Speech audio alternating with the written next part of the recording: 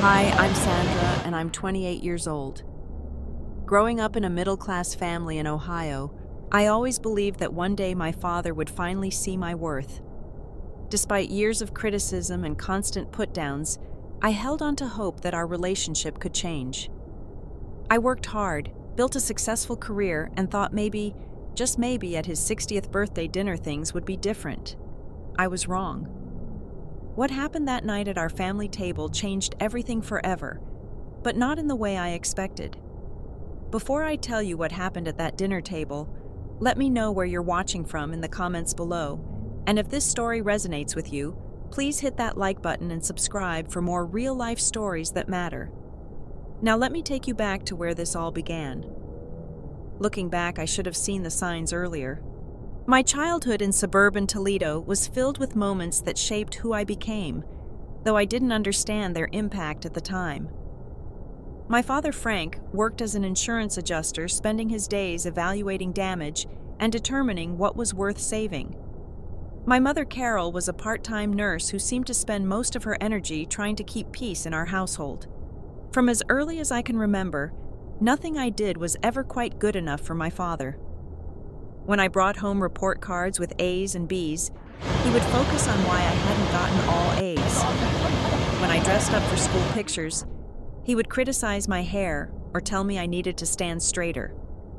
During family dinners, he would compare me to my cousins or neighbors' kids, always pointing out how they were doing better in some way. My mother would try to mediate these situations, often pulling me aside afterward to tell me that Daddy loved me. He just wanted me to be my best. But even as a child, I could see how she walked on eggshells around him, how her voice got tighter when he was in a bad mood, how she would frantically clean the house before he came home from work. The criticism wasn't limited to big moments. It was woven into everyday life. The way I held my fork, how I laughed too loudly, my choice of friends, the books I read, even the way I walked down the hallway. Everything was subject to his judgment and found lacking. I learned to make myself smaller, quieter, hoping that if I could just be perfect enough, I might earn his approval. When I graduated high school, I knew I had to get away. I applied to Ohio State University and worked 3 part-time jobs to pay for what my partial scholarship didn't cover. Moving to Columbus felt like taking my first real breath in 18 years. For the first time, I could make decisions without wondering what cutting comment would follow. College was transformative. I threw myself into my marketing classes and discovered I had a talent for understanding what motivated people. I joined study groups, made friends who laughed at my jokes, instead of telling me to quiet down, and slowly began to believe that maybe I wasn't as worthless as I had been told. During those 4 years, my contact with my family was minimal. My mother would call every few weeks, updating me on neighborhood gossip and family news, always ending with a guilt-inducing comment about how much they missed me and when was I coming home. My father rarely got on the phone, and when he did, the conversations were brief and awkward. After graduation, I landed a good position at a growing tech startup in Columbus. The work was challenging and rewarding, and my supervisors appreciated my dedication and creative thinking. For the first time in my life, I was receiving regular positive feedback about my abilities and contributions. But even as my career flourished, I struggled with self-doubt and anxiety that I couldn't quite explain. A friend suggested therapy, and though I was hesitant at first, I eventually found a counselor who helped me understand how my childhood experiences had shaped my adult relationships and self-perception. Through therapy, I began to recognize patterns I hadn't seen before. How I constantly sought approval from authority figures, how I minimized my own achievements, how I stayed in relationships with people who treated me poorly because it felt familiar. It was painful work, but gradually I started to build a healthier sense of self-worth. My career continued to advance. Within 3 years, I had been promoted to senior marketing coordinator, managing campaigns for major clients and leading a small team. I was earning more money than I had ever imagined possible, and for the first time I felt financially secure and independent. Around this time I met Marcus, a software engineer who worked for a different company, but moved in similar professional circles. He was kind, supportive, and seemed genuinely interested in my thoughts and opinions. Our relationship developed slowly, built on mutual respect and shared goals. He encouraged my ambitions and celebrated my successes without trying to diminish them.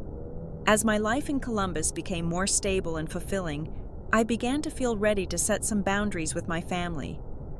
I was no longer the insecure teenager who had left Toledo. I had proven to myself that I was capable, intelligent, and valuable. Maybe I thought I could finally have an adult relationship with my parents based on mutual respect. That's when my mother called about my father's 60th birthday celebration. The family was planning a gathering at their house, she explained, with extended relatives coming from out of state. "It would mean so much to your father if you could be there," she said. "He's getting older and family is so important." I found myself torn between my desire to maintain the peace I had built in my life and a stubborn hope that maybe this milestone birthday would be an opportunity for a fresh start. Maybe my success and maturity would finally earn the respect that had always eluded me. After talking it over with Marcus and my therapist, I decided to attend. I prepared myself, mentally setting internal boundaries about what behavior I would and wouldn't accept. I was no longer a child who had to endure whatever was thrown at me. I was an adult who could choose how to respond. The drive back to Toledo filled me with nervous anticipation. I had packed carefully, choosing clothes that reflected my professional success but weren't too flashy. I wanted to show that I had done well for myself without appearing to show off. Even after all these years, I was still trying to thread that impossible needle of my father's approval. Pulling into the driveway of my childhood home felt like stepping back in time. The house looked exactly the same, from the slightly crooked mailbox my father had never bothered to fix to the flower beds my mother obsessively maintained. Even the smell when I walked through the front door was unchanged, a mixture of my mother's vanilla candles and my father's aftershave. My mother greeted me with a hug that was both desperate and nervous. She looked older than I remembered, with new lines around her eyes and a tightness in her smile that suggested she was already worried about how the evening would go. She immediately launched into a flurry of activity, taking my coat, offering me something to drink, asking about my drive, all while stealing glances toward the living room where I could hear my father's voice. The extended family had already arrived. Uncle Gerald, my father's older brother, stood up to greet me with genuine warmth. He had always been the more easygoing of the two brothers, and I remembered him being kind to me during childhood visits. Aunt Phyllis, his wife, embraced me and commented on how grown-up and professional I looked. My cousins Danny and Janet were there too, both with their own families now. Danny worked in construction and had married his high school girlfriend. Janet had become a teacher and had 2 young children who were running around the living room, bringing an energy to the house that it rarely had when I was growing up. When I finally encountered my father, he was holding court in his favorite armchair, a beer in his hand, and that familiar expression of mild disapproval on his face. He looked up when I entered the room, gave me a brief nod, and said, "Sandra, you made it." There was no warmth in his voice, no acknowledgement that I had traveled several hours to be there for his birthday. I responded politely, wishing him a happy birthday, and commenting on how nice it was that so much family could be together. He accepted this with the same cool detachment he had always shown me, then immediately turned his attention back to a conversation he had been having with Uncle Gerald about local politics. My mother hovered nearby, clearly hoping for some warmer interaction between us. But when it became obvious that wasn't going to happen naturally, she quickly ushered me into the kitchen to help with dinner preparations. I could feel the familiar knot forming in my stomach, the same anxiety I had felt as a child when trying to navigate his moods. As the afternoon progressed, I found myself falling back into old family dynamics despite my best intentions. I caught up with my relatives, sharing carefully edited versions of my life in Columbus. I talked about my job, mentioning the promotion and the interesting projects I was working on, but downplaying the salary and the recognition I had received. Janet seemed genuinely interested in my career and asked thoughtful questions about the marketing industry. Danny was more reserved but polite. Uncle Gerald made a point of telling me how proud he was of what I had accomplished, which felt both wonderful and strange since I wasn't used to that kind of support from family members. But throughout these conversations, I could feel my father's presence like a storm cloud. Even when he wasn't directly participating, his energy dominated the room. Everyone seemed to be performing slightly, making sure their voices weren't too loud, their laughter not too boisterous, their opinions not too controversial. When my father did insert himself into conversations, it was often to correct someone or to offer his own opinion as if it were fact. When Janet mentioned a new teaching method she was excited about, he dismissed it as more of this modern nonsense that's ruining education. When Danny talked about a project his construction crew was working on, my father found multiple ways to criticize the approach they were taking. But it was when the conversation turned to me that his demeanor became particularly pointed.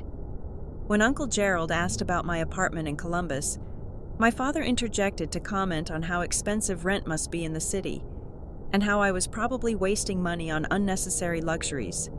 When Aunt Phyllis complimented a necklace I was wearing, he made a comment about people who spend money on jewelry instead of saving for the future. Each comment was delivered with a slight smile, as if he were just making conversation, but I could feel the familiar sting of his disapproval. It was the same pattern I remembered from childhood, but now I had the perspective to see how calculated it was, how he seemed to take pleasure in diminishing me in front of others. My mother kept trying to redirect conversations or smooth over tense moments, but her efforts only seemed to highlight how uncomfortable the dynamic was. She would laugh a little too loudly at his comments, or quickly change the subject when his criticism became too pointed. As we moved toward dinner, I helped my mother in the kitchen, grateful for a few minutes away from the living room tension. She was stressed about getting everything perfect for his birthday meal, checking and rechecking the roast, adjusting the table settings, making sure his favorite beer was properly chilled. When I suggested a simpler approach to the mashed potatoes she was struggling with, my father appeared in the kitchen doorway and immediately criticized my suggestion. "That's not how your mother does it," he said dismissively. "She knows what she's doing. You don't need to fix what isn't broken." It was such a small thing, but it carried the weight of years of similar interactions. The message was clear. My input wasn't wanted, my experience didn't matter, my presence was barely tolerated. I saw my mother's face fall slightly as she realized the tension was already building, and I felt that familiar mix of anger and protectiveness toward her. She had spent decades walking this same tightrope, trying to keep everyone happy while slowly losing pieces of herself in the process. As we prepared to sit down for dinner, I tried to summon the confidence I had built over the past few years. I reminded myself that I was successful, that I had people in my life who valued and respected me, that this man's opinion of me didn't define my worth. But being back in this environment, surrounded by the same dynamics that had shaped my childhood, made it harder to hold on to that knowledge. The dining room table was set with my mother's best china, the same pattern she had used for special occasions throughout my childhood. My father took his place at the head of the table, and the rest of us arranged ourselves around him like planets orbiting the sun.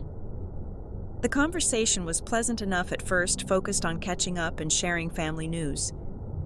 But I could sense the undercurrent of tension, the way everyone was being careful with their words, the way my mother kept glancing nervously between my father and me. It felt like we were all holding our breath, waiting for something to go wrong. As we settled around the dining room table for the birthday meal, the atmosphere felt deceptively peaceful. My mother had outdone herself with the spread perfectly seasoned roast beef, creamy mashed potatoes, green beans with almonds, and fresh dinner rolls. The good china caught the light from the chandelier, and for a moment it almost felt like the harmonious family gathering I had hoped for. The initial conversation flowed easily enough. We talked about the children's school activities, Uncle Gerald's recent retirement, and Aunt Phyllis's new garden. I shared some carefully chosen stories about my work, focusing on projects that sounded interesting but not too impressive. I had learned long ago to moderate my achievements when talking to my father. But as the meal progressed, I noticed the familiar shift in my father's demeanor.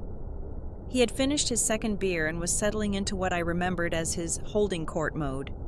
His voice got slightly louder, his opinions more pronounced, and his attention turned increasingly toward finding fault with whatever topic was being discussed. When Janet mentioned that her school was implementing new technology in the classrooms, my father launched into a lengthy critique of how computers were making children lazy and unable to think for themselves. When Danny talked about his construction company's new safety protocols, my father dismissed them as more government interference in business. I tried to stay out of these conversations, focusing on my meal and offering neutral responses when directly addressed, but I could feel his attention turning toward me like a searchlight, and I knew it was only a matter of time before I became his primary target. The shift happened when Uncle Gerald asked me about my career prospects and whether I was thinking about buying a house. It was an innocent question, the kind of thing family members ask when they haven't seen you in a while. I answered honestly that I was considering it, that my job was going well, and that I felt financially stable enough to take that step. My father's fork paused halfway to his mouth. "Financially stable," he repeated with a slight laugh. "On a marketing salary, I hope you're not getting ahead of yourself. The housing market is complicated, and you don't want to end up in over your head." I felt my chest tighten, but I kept my voice even. "I've been saving for several years, and I've done my research on the market in Columbus. I think I'm in a good position to make that decision." "Research," he said, and there was something in his tone that made the whole table go quiet. "That's the problem with your generation. You think reading a few articles online makes you an expert. Real financial decisions require experience and wisdom." The implication was clear. I lacked both. I could see my mother shooting warning glances at my father, silently pleading with him not to start something. But he seemed energized by having an audience and a target. "I mean, look at your choices so far." He continued, his voice gaining momentum. "You moved to an expensive city, you're probably paying twice what you should for rent, you're working for some startup that could disappear tomorrow. That's not stability, that's playing with fire." I felt the familiar heat rising in my cheeks, the same feeling I had experienced countless times as a child when he would dissect my decisions in front of others. But this time, something was different. This time I knew he was wrong. "My company has been growing consistently for 5 years, I said quietly. "I've been promoted twice, and I've built a strong professional reputation. My rent is reasonable for the area, and I live within my means." "Promoted twice," he repeated with mock admiration. "In 5 years. That's not exactly climbing the corporate ladder at lightning speed, is it?" I could feel everyone at the table growing uncomfortable. Danny was studying his plate intently. Janet had stopped eating altogether. Uncle Gerald cleared his throat as if he might say something, but my father's momentum was building and there was no stopping him now. "The truth is, Sandra, you've always been impractical. Even as a child, you had these grand ideas about what you could accomplish, but you never had the follow-through. Remember when you wanted to be a writer or when you thought you'd be a famous artist? You jumped from one thing to another without ever really committing or succeeding." Each word felt like a physical blow. He was rewriting history, painting my childhood dreams as evidence of failure rather than normal developmental exploration. But worse than that, he was doing it in front of our entire extended family, people I saw maybe once a year, and whose opinion of me would be shaped by this moment. "I think Sandra has done very well for herself," Aunt Phyllis said softly, but my father barely acknowledged her interruption. "Well for herself," he said. "She's 28 years old, living alone in a rented apartment, working for a company most people have never heard of. When I was her age, I owned a house, was married, and had a clear career path with a stable company. The comparison was unfair and outdated, but that didn't matter to him. He was building towards something, and I could sense it coming like a freight train." My mother was gripping her napkin so tightly her knuckles were white. "The problem is that Sandra has always thought she was smarter than everyone else," he continued, his voice getting louder. "She went off to college and came back thinking she knew better than the people who raised her. She thinks her fancy degree and her big city job make her superior to her family. I never said that, I managed to say. But my voice sounded weak even to my own ears. You don't have to say it, he shot back. It's obvious in everything you do. The way you dress, the way you talk, the way you look at this house like it's beneath you now. You think you're too good for where you came from. This was so far from the truth that it took my breath away. I had never felt superior to my family. If anything, I had always felt like I was disappointing them, like I could never measure up to their expectations. But pointing that out would only give him more ammunition. Uncle Gerald tried to intervene. Frank, maybe we should talk about something else. This is supposed to be a celebration. But my father was beyond listening to reason. He had found his groove, and years of resentment seemed to be pouring out of him. No, I think this needs to be said. Sandra needs to understand some things about herself and about reality. He stood up from his chair, and the entire room seemed to hold its breath. He pointed directly at me, his face flushed with anger and alcohol, and said the words that would change everything between us forever. You'll always be worthless. The silence that followed was deafening. Even the children who had been playing quietly in the next room seemed to sense that something terrible had happened. My mother looked like she might cry. Janet's mouth was slightly open in shock. Uncle Gerald was staring at his brother as if he had never seen him before. But something unexpected happened in that moment of devastation. Instead of crumbling, instead of apologizing or fleeing like I would have done as a child, I felt something shift inside me. All the work I had done in therapy, all the confidence I had built over the past few years, all the evidence I had accumulated about my own worth, came flooding back. I looked at this man who had spent my entire life trying to convince me I was worthless, and for the first time I saw him clearly. He wasn't an authority figure whose approval I needed. He wasn't a wise patriarch whose judgment carried weight. He was just a bitter, insecure man who felt threatened by his daughter's success and was trying to tear her down to make himself feel better. The realization was both devastating and liberating. This was who he really was. This was who he had always been. And I finally had the strength to stop pretending otherwise. In that moment of absolute silence, with my father's words hanging in the air like poison, something inside me crystallized. All the years of therapy, all the confidence I had built, all the evidence of my own worth that I had accumulated, came together in a moment of perfect clarity. I remembered my therapist's words about how abusers maintain control through fear and intimidation, how they tear others down because building themselves up requires too much work. I thought about my career, my achievements, the respect I had earned from colleagues and friends. I thought about Marcus, who valued my intelligence and celebrated my successes. I thought about the life I had built for myself, independent and strong and meaningful.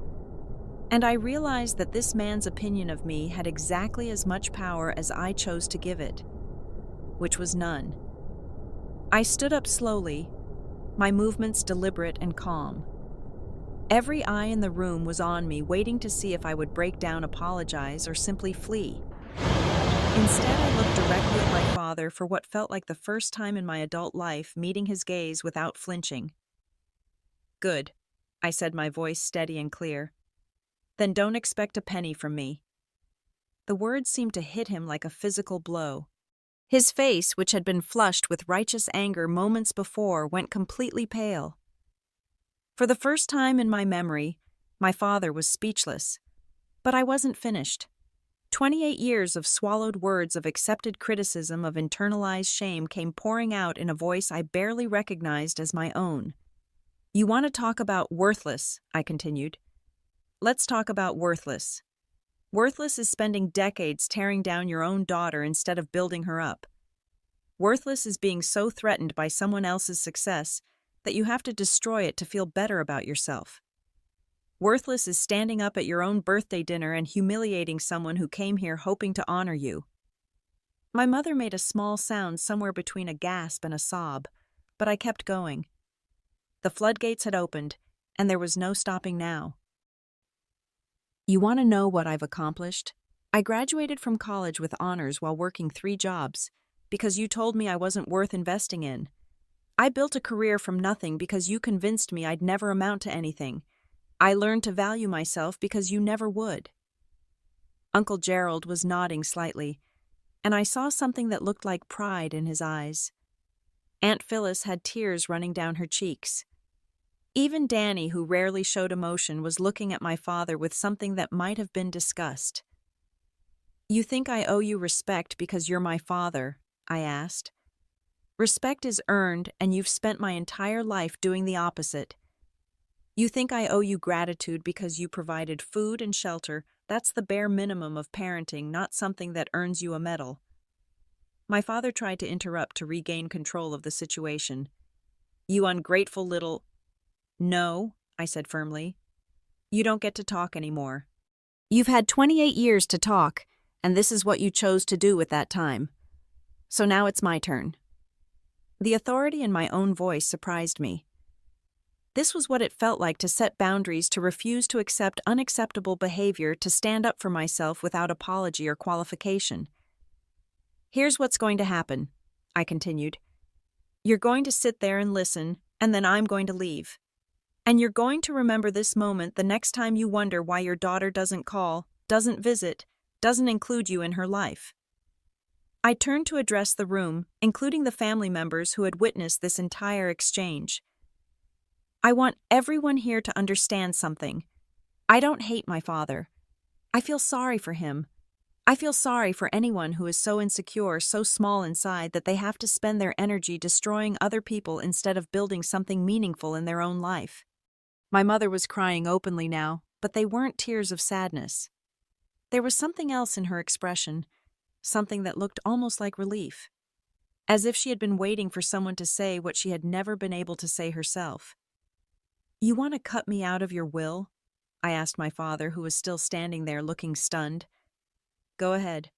I never expected anything from you anyway. You want to tell people I'm a disappointment? Go ahead. Anyone whose opinion matters to me already knows who I really am."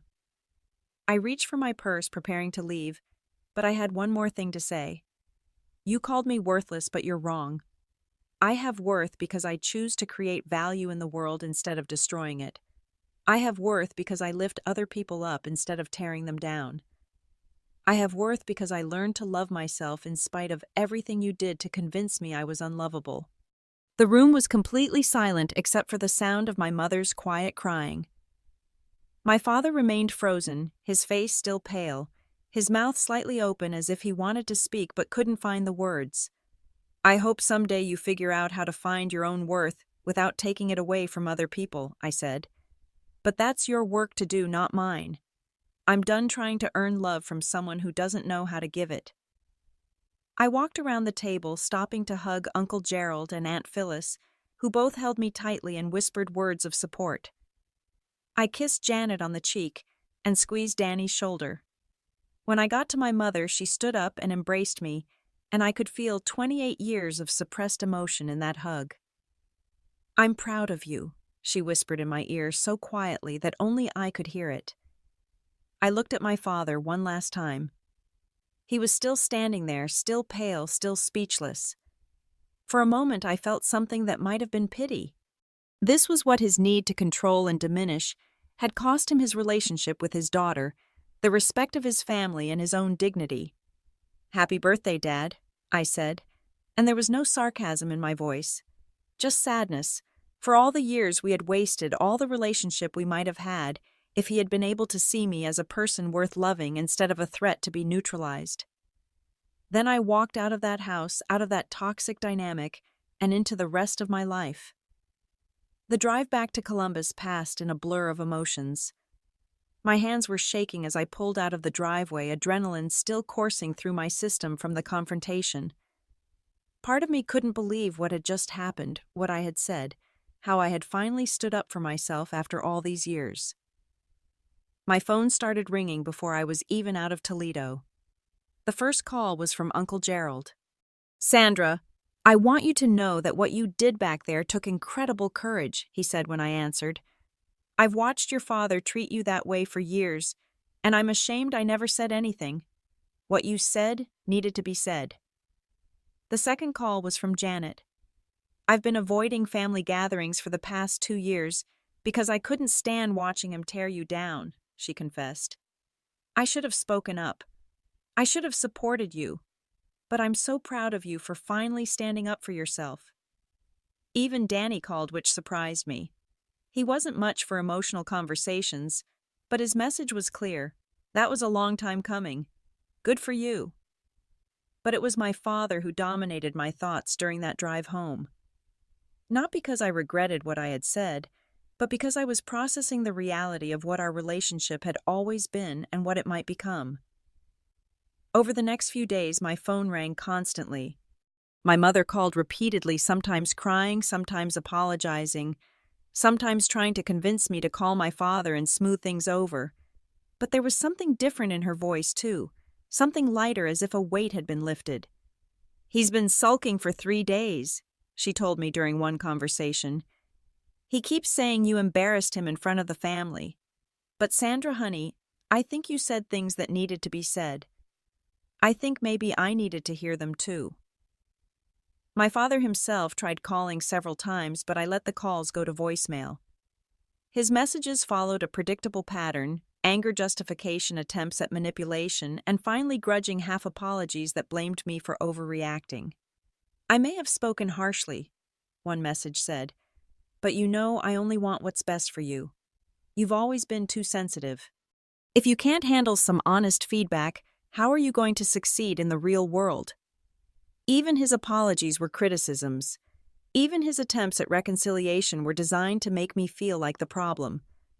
But for the first time in my life, I could see these tactics for what they were, and they had lost their power over me. Marcus was incredibly supportive throughout this period. He listened without trying to fix anything, held me when I needed to cry, and celebrated with me when I felt proud of what I had done. "You found your voice," he said one evening as we sat on his couch. "And it's a powerful voice. I'm proud of you." Work became a refuge during this time. My colleagues noticed a change in my confidence and assertiveness. I spoke up more in meetings, took on more challenging projects, and found myself naturally stepping into leadership roles. It was as if standing up to my father had unlocked something in me that had been suppressed for years. But the most significant change was in my relationship with myself. The voice in my head that had always criticized my decisions, that had questioned my worth, that had assumed I was somehow lacking, began to quiet down. For the first time in my adult life, I began to truly believe that I was enough exactly as I was. The extended family dynamic shifted too. Uncle Gerald started calling me regularly, sharing stories about his own struggles with my father's critical nature over the years. Aunt Phyllis invited me to visit them independently, saying she wanted to maintain a relationship with me regardless of what happened with my parents. Most surprisingly, some of my father's behavior toward other family members began to change. Without me as his primary target, his criticism seemed to lose some of its focus. Or perhaps seeing someone finally stand up to him had made everyone else more willing to set their own boundaries. 3 months after the birthday dinner, my father had a minor heart attack. My mother called me from the hospital crying and begging me to come. The old me would have dropped everything and rushed to his side, grateful for an excuse to reconcile and restore the familiar dynamic. Instead, I took time to think about what kind of relationship, if any, I wanted to have with him going forward. I talked to my therapist about the difference between forgiveness and reconciliation, about how I could release my anger without necessarily rebuilding trust. I did visit him in the hospital, but on my terms. I brought Marcus with me for support, and I made it clear that I was there as a concerned family member, not as a daughter seeking forgiveness for setting boundaries. My father looked smaller in that hospital bed, more vulnerable than I had ever seen him. For the first time, he seemed genuinely reflective about his life and his relationships. "I've been thinking about what you said," he told me quietly, "about respect being earned. Maybe I haven't been the father you deserved." It wasn't a full apology, but it was closer to acknowledgement than I had ever received from him.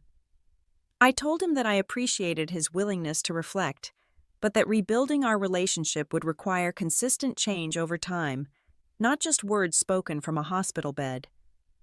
"I don't know if I know how to change," he admitted, and for the first time I heard vulnerability instead of manipulation in his voice. "That's something you'll have to figure out," I replied.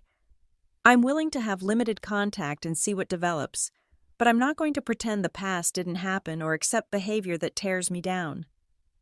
It was a beginning, not a resolution.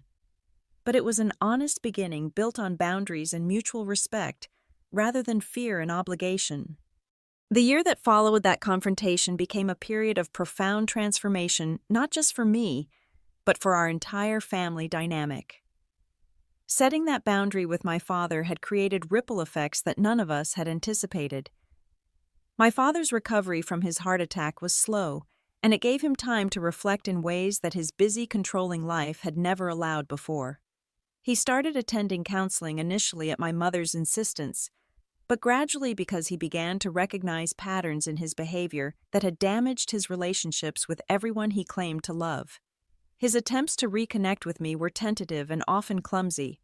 He would call and try to have normal conversations about my work or the weather, but the old patterns of criticism would creep in, and I would politely but firmly end the conversation.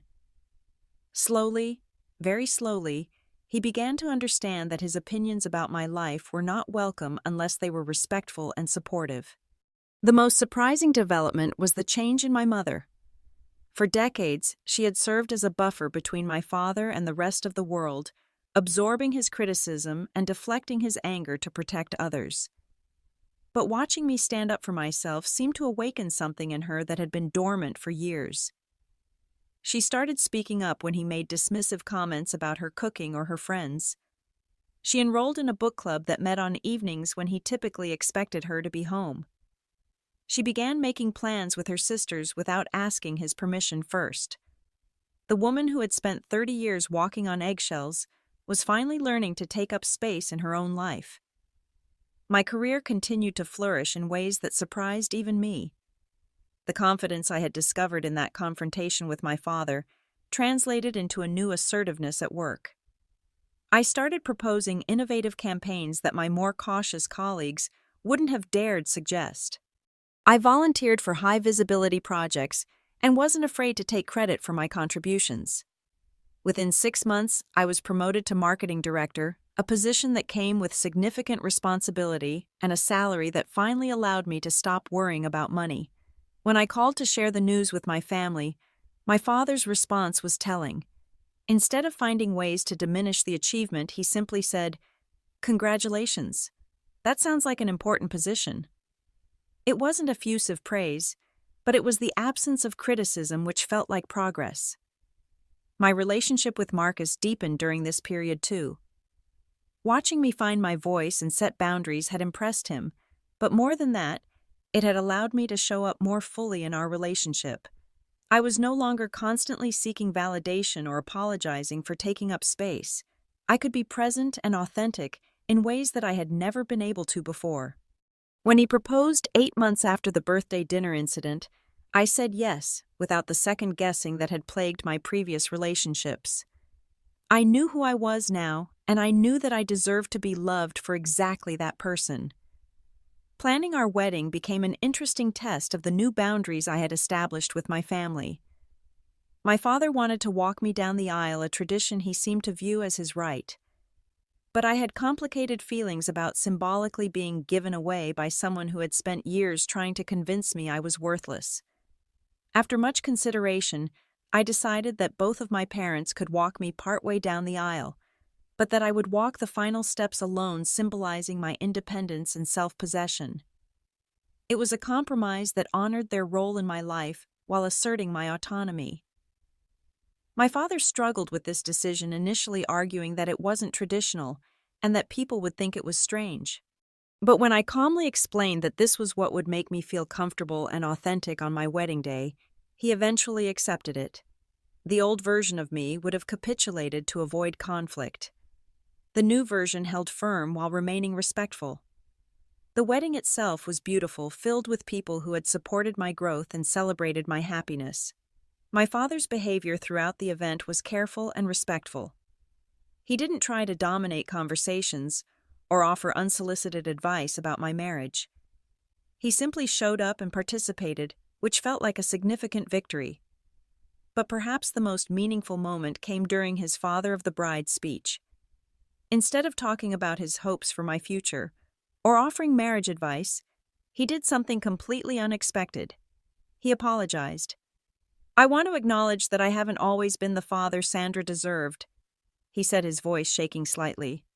"She became the strong, successful woman she is today, not because of me, but despite me. I'm grateful that she's given me the opportunity to try to do better, and I'm proud of the life she's built for herself." There wasn't a dry eye in the room. My mother was crying openly, and even Uncle Gerald looked emotional. For me, it was validation that the difficult work of setting boundaries had been worth it. Change was possible even in relationships that had seemed hopeless. My professional success continued to grow. I was invited to speak at marketing conferences about innovative campaign strategies. I started mentoring younger colleagues who reminded me of my former self, helping them find their confidence and assert their value in the workplace. One particular mentee, a young woman named Carol, who was brilliant but constantly apologized for her ideas, reminded me so much of my younger self that it was almost painful. I worked with her to recognize her patterns of self-diminishment and helped her practice presenting her ideas with confidence. "You don't have to apologize for being smart," I told her during one of our sessions. "You don't have to make yourself smaller to make other people comfortable. Your ideas have value because they're good ideas, not because someone else validates them." Watching her transformation over the months that followed was incredibly rewarding. She stopped prefacing her suggestions with apologies and started taking credit for her contributions. Her confidence grew, and so did her influence within the company. Marcus and I bought our first house together, a charming craftsman-style home in a quiet neighborhood near downtown Columbus. When my parents came to visit for the first time, my father walked through the rooms quietly, taking in the hardwood floors we had refinished ourselves, the garden Marcus had planted, the home office where I worked on freelance projects. "You've built a good life," he said finally, and there was no caveat, no criticism, no suggestion for improvement, just acknowledgement of what we had accomplished. My mother was more effusive, admiring every detail and asking questions about our renovation plans. She seemed lighter somehow, more herself than I remembered her being in years. Later, when we were alone in the kitchen, she told me something that brought tears to my eyes. "Watching you stand up for yourself gave me permission to stand up for myself too," she said. "I had forgotten that I was allowed to have opinions and preferences. I had forgotten that my happiness mattered too." The most unexpected gift of this entire journey was the relationship I developed with my extended family. Uncle Gerald and I started having regular phone conversations about everything from politics to family history. Aunt Phyllis became a confidant and friend. Even Danny and I found common ground, bonding over our shared experience of growing up in my father's critical shadow. Janet and I grew especially close. She had been struggling with her own relationship with my father, feeling caught between loyalty and self-preservation. Watching me set boundaries had inspired her to have her own difficult conversations with him about respect and treatment. "You showed me it was possible," she told me during one of our long phone conversations. "You showed me that you could love someone and still refuse to accept unacceptable behavior." As I reflected on the year that had passed since that devastating birthday dinner, I realized that my father's cruel words had actually been a gift in disguise. They had finally pushed me to a place where I had no choice but to stand up for myself. They had forced me to confront the truth about our relationship and make a conscious choice about what I would and wouldn't accept.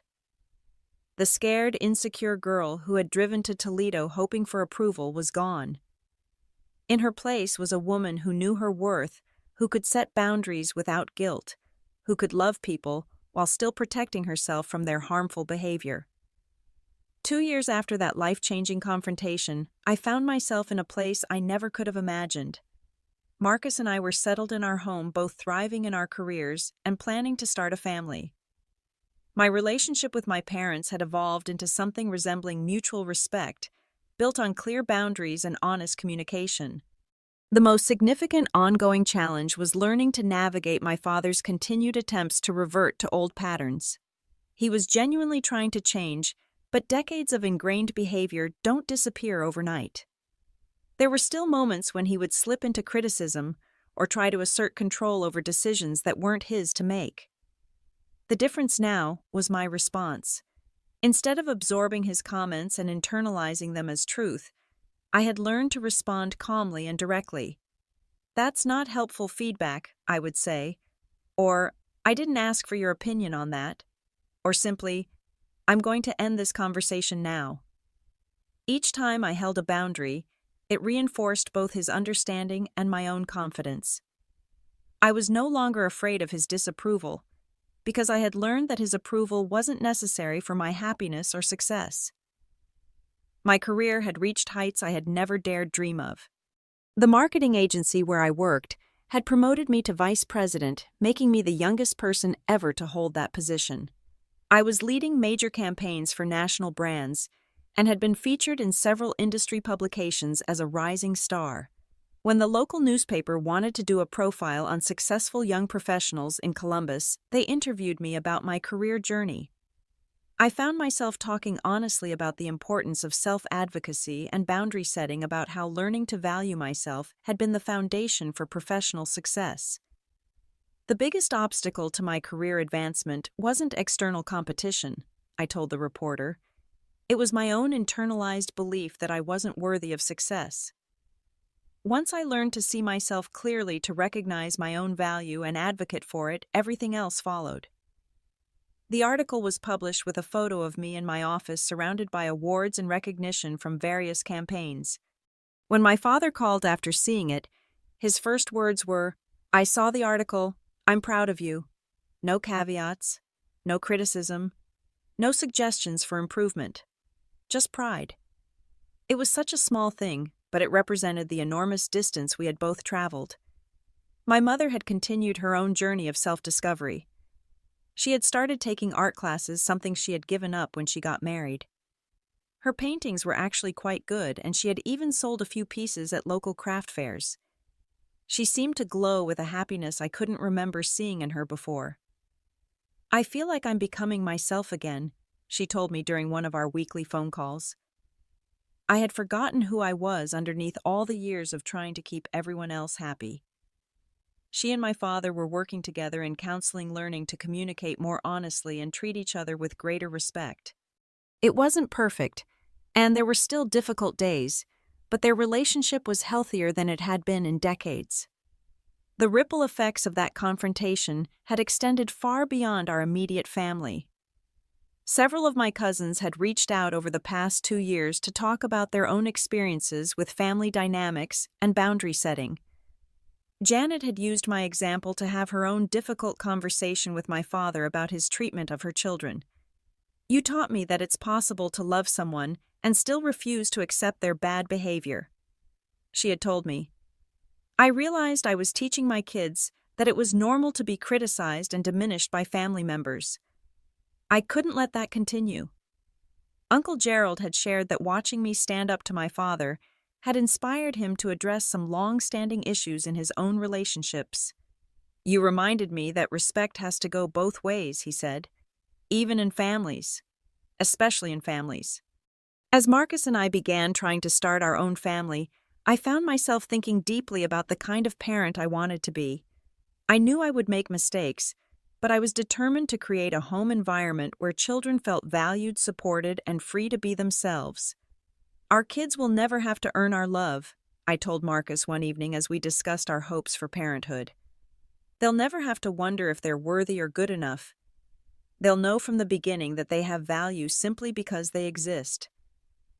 The contrast with my own childhood was stark, but I didn't feel bitter about it anymore. My father's limitations had shaped me, but they hadn't defined me. I had learned to find my worth within myself, which was actually a more stable foundation than external validation could ever be. When I did become pregnant several months later, my parents' reaction was telling. My mother cried with joy and immediately started planning ways to be helpful and supportive. My father was quieter, but when he hugged me, he whispered, "You're going to be an amazing mother." It was the kind of unconditional support I had always craved from him, and receiving it now felt like a gift. Not because I needed his approval to feel confident about my parenting abilities, but because it represented how far we had all come. As I prepared for this new chapter of my life, I often reflected on that moment at the birthday dinner when everything changed. My father's cruelty had been real and damaging, but my response to it had been transformative. I had discovered that I was stronger than I knew, more valuable than I had been taught, and more capable than anyone had ever told me.